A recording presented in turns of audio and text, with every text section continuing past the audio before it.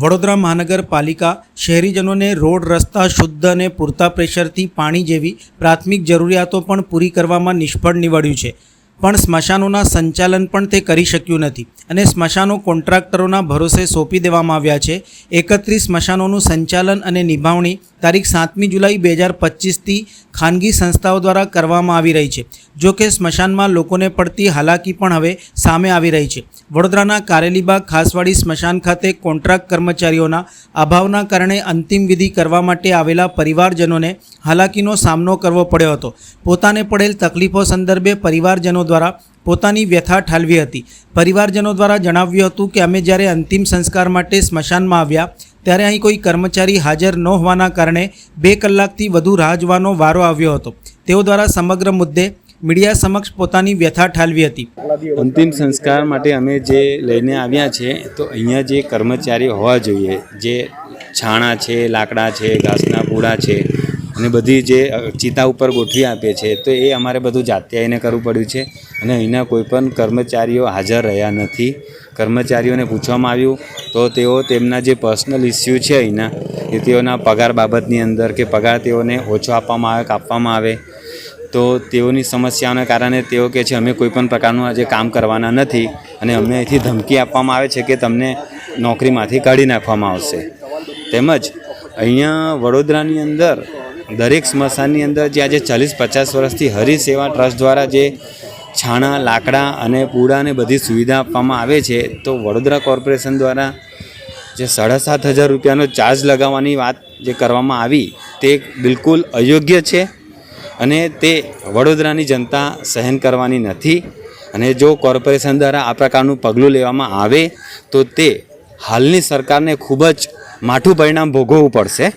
જે વડોદરાની જનતા હવે જાગૃત થઈ છે, જે વડોદરાની જનતા હવે સહન કરતી નથી, જેનું પરિણામ દરેક ચૂંટણીની અંદર આવી રહ્યું છે, જે આપણે જોઈ રહ્યા છે। સામાજિક કાર્યકર અતુલ ગામેચી દ્વારા પણ સમગ્ર મુદ્દે તંત્ર સામે આક્રોશ પ્રકટ કર્યો હતો અને જણાવ્યું હતું કે સ્મશાન કોન્ટ્રાક્ટરને સોંપી દેવાયા બાદ તંત્ર 7,000 ચૂકવતું હોવા છતાં લોકોને પરેશાની અનુભવવી પડી રહી છે।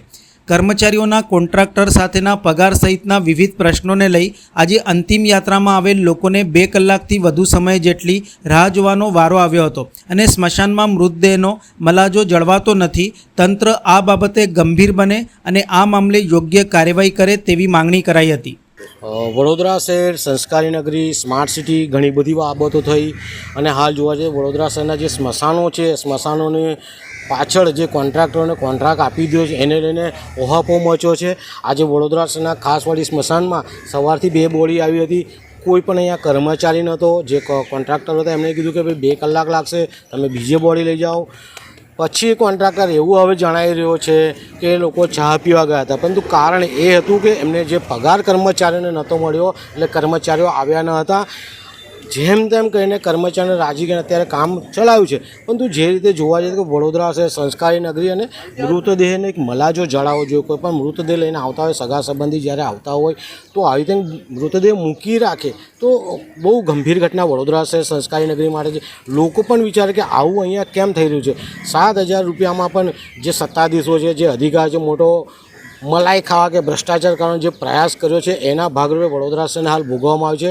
વડોદરા શહેરના સત્તાધીશોને અધિકારીને અમારી વિનંતી છે કે જે પણ કોન્ટ્રાક્ટર જો વ્યવસ્થિત કામગીરી ન કરતા હોય, માણસો રાખતા ન હોય તો આવા કોન્ટ્રાક્ટરોને તાત્કાલિક ધોરણે છૂટા કરી દેવા જોઈએ અને જે પહેલાં સુવિધાઓ મળતી હતી એ સુવિધા મળે એવા પણ પ્રયાસ કરવા જોઈએ। 7,000 રૂપિયા આપીને પણ જો મૃતદેહ આપણો મૂકી રાખવાનો આવતો હોય, 2 કલાક રાહ જોવાતી હોય તો આવા કોન્ટ્રાક્ટર સામે તાત્કાલિક ધોરણે પગલાં ભરે અને કોન્ટ્રાક્ટરને છૂટા। તમને લાગે છે સ્મશાનોના કોન્ટ્રાક્ટ આલ્યા પછી સ્મશાનોમાં બેદરકારી સામે આવી રહી છે? જે રીતે કોન્ટ્રાક્ટ આપ્યા પછી પહેલાં જોવા જઈએ તો તમને લાકડા, છાણા, પાવતી બધી સુવિધાઓ મળતી હતી। અત્યારે જે કોન્ટ્રાક્ટ આપ્યો છે રામ ભરોસે કહી શકાય, કારણ કે ક્યાંક લાકડાની સુવિધા નથી, છાણાની સુવિધા નથી, કોન્ટ્રાક્ટર પોતે અહીંયા હોતો નથી, પાછળ ઓફિસમાં બેસી રહે છે। આજે એવું બહાનું બનાવે કે કર્મચારીઓ ચા પીવા ગયા હતા। ભાઈ આ સ્મશાન છે, પવિત્ર ભૂમિ છે, અહીંયા લોકો અંદર બેસીને ચા નાસ્તો કરતા હોય છે, એટલે ચા પીવા બહાર કર્મચારીઓ ખોટું બહાનું બતાવીને આ કોન્ટ્રાક્ટર બચવાની કોશિશ કર્યો છે અને આ પવિત્ર ભૂમિ સ્મશાન છે, સ્મશાનને ચોખ્ખી રાખવી જોઈએ અને સારી સુવિધાઓ આપવી જોઈએ। પ્રાથમિક સુવિધાઓ આપવામાં વડોદરા મહાનગરપાલિકા પાછું પડ્યું છે, પરંતુ સ્મશાનોમાં સુવિધા આપે તેવી અમારી ત્યારથી જાતે જ અમે ચિતા ગોઠવી પબ્લિકને પણ એટલી બધી તકલીફ ને પરેશાની છે એ જેને પોતાનો માણસ મરે ત્યાં એને ખબર પડે. કોન્ટ્રાક્ટનું એ લોકો તો કોન્ટ્રાક્ટરનો ઘેર બેસી સુઈ રહ્યા છે. માણસો કામ કરે કે ના કરે કોણ જોવાનું છે? કોઈ હાજર હોય તો એને ખબર પડશે ને.